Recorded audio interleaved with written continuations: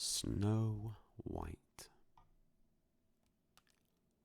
There was once a queen who owned a mirror. It was a tall mirror set in a black frame, and every morning the queen stood before it and asked the same question. Who is the fairest in the land? And every morning the mirror answered her. For many years it said the queen's name. Then, one morning, it did not. It spoke another. Snow White was the queen's stepdaughter. She had grown quietly, without ceremony. She did not seek attention. She did not compare herself. She simply was. When the mirror spoke her name, the queen said nothing at first. She stood very still, listening to the words settle. Then she called for the huntsman. The huntsman was given clear instructions. He was to take Snow White into the forest. He was not to bring her back. He was to return with proof. Snow White walked beside him without fear. She trusted easily, as children often do. Deep among the trees, the huntsman stopped. He could not do what he had been asked. He told Snow White to run. He told her not to look back. She ran.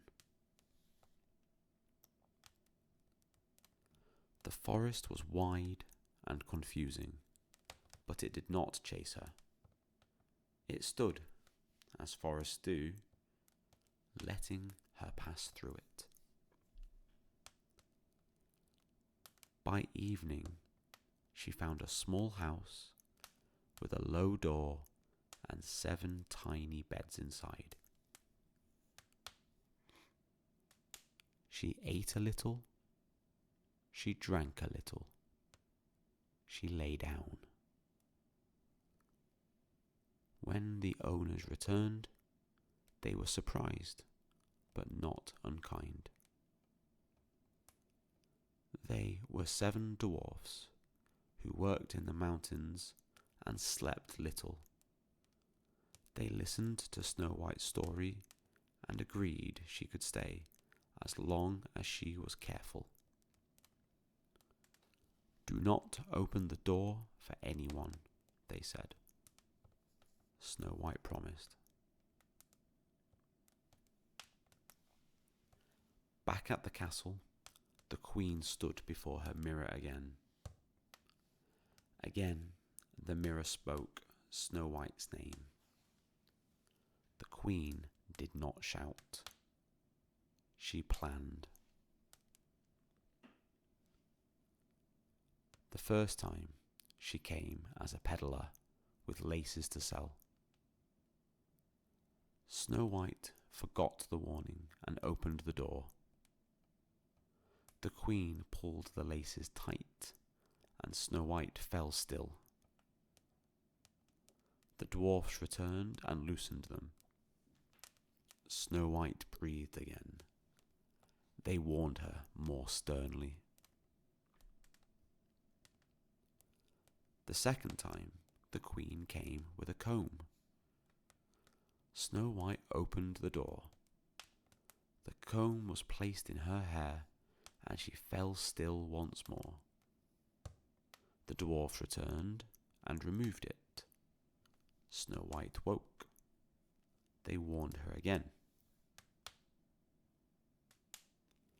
The third time, the queen came with an apple.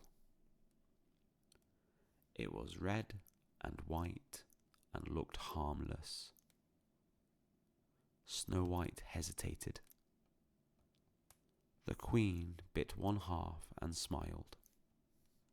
Snow White bit the other. She fell. This time she did not wake. The dwarfs placed her in a glass coffin. They could not bury her. She looked unchanged, as though resting between breaths. Time passed. One day, a prince travelling through the land saw the coffin and stopped. He looked at Snow White and recognized her, though they had never met. As the coffin was lifted, it tipped. The piece of apple dislodged. Snow White breathed. She did not rush. She did not cry out. She sat up slowly, as if waking from a deep sleep, and looked around. The prince asked her to come away with him, and she agreed.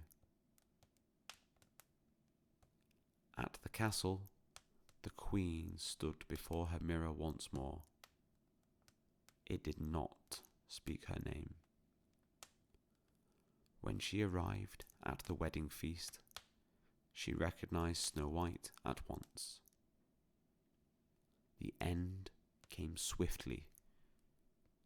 There was no return to the mirror. Snow White lived on.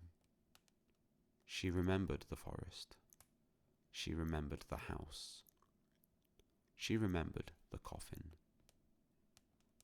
She did not forget what beauty had cost her.